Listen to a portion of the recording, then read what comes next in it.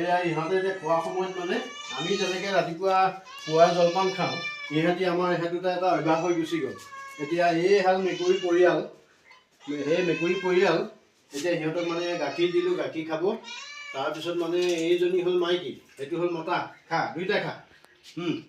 তাৰপিছত আকৌ ভাত কেইটামান দি দিম এতিয়া, খা খা খা খা।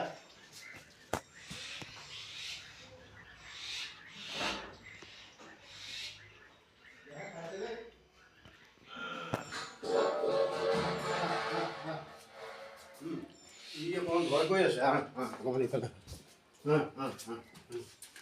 খোৱা খোৱা দুইটাই খোৱা। এয়া হ'ল সিহঁতৰ পুৱাৰ জলপান। মানে আমি যেনেকৈ খাওঁ সিহঁতকো দিয়ে থাকিব লাগে। ইহঁতৰ এতিয়া বয়স হ'ল, এয়াই পোৱালি একবাৰ পাৰি গ'ল, 3টা পোৱালি পাৰি গ'ল। এতিয়া আকৌ এয়া সম্ভাৱ্য আছে।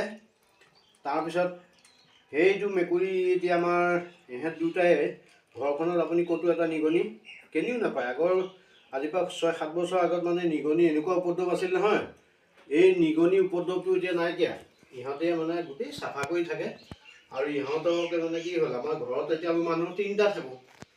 আমি মতা মাইকী 2টা, লগতে ল'ৰাটো, সি ঘৰত নাথাকে। এতিয়া এই মেকুৰী 2টা, ইহঁতৰ সৈতে মুঠতে আমাৰ 5টা প্ৰাণী হৈ আছে। এতিয়া এয়া মৰ্ণিং মানে পুৱা বেলা এয়া পুৱাৰ জলপান দিলোঁ, গাখীৰ অকণ আৰু দি দিম। এতিয়া এয়া গাখীৰ অকণ খাব, এয়া খোৱাহঁত।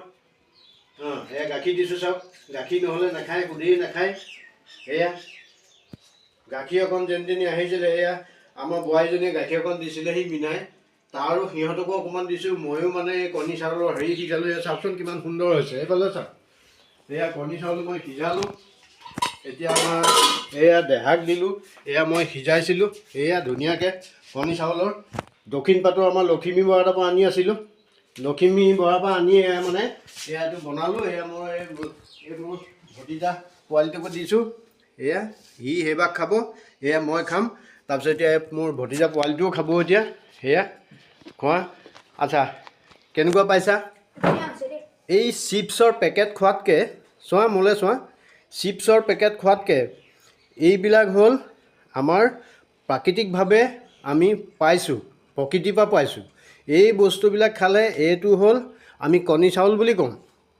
এইটোক কণী চাউল বুলি কওঁ। আমি সৰুতেও খাইছিলোঁ, সিজাইছিলে। আৰু এতিয়া পাবলৈ নাই। কিন্তু মাজুলী এটা জেগাতে উৎপন্ন হৈছে। দক্ষিণ পাটৰ আমাৰ এগৰাকী ভাল কৃষিকৰ্মী, মানে উদ্যোগী, আমাৰ লখিমী বৰা, তেওঁৰ তাৰপৰা আমি আনিছোঁ এই কণী চাউলটো। আৰু আমি মাজে মাজে ৰাতিপুৱা সদায় সিজাই খাওঁ। আৰু এটা সুস্বাদু আৰু এটা পুষ্টিকৰ, স্বাস্থ্যৰ কাৰণে বহুত ভাল। তুমি সদায় খাবাচোন, চিপছ নাখাবা। চিপছৰ পৰা একো নোপোৱা নহয়। এইটো কেনেকুৱা পাইছা খাই? ভাল লাগিছেনে? ভাল লাগিছে। আগতে এইটো খাই পাইছানে? নাই পোৱা। আচ্ছা, তোমাৰ মই মাকো দিলোঁ, মায়েও খাই লয় বাৰু অকণমান। ঘৰলৈ দি পঠাইছোঁ, তুমি নাখালা? মায়ে ক'লে তুমি বোলে সেইবোৰ খাই বেয়া পাওঁ, কণী চাউলটো খাই বেয়া পায়। কিন্তু এতিয়া খাই কেনেকুৱা টেষ্ট পালা?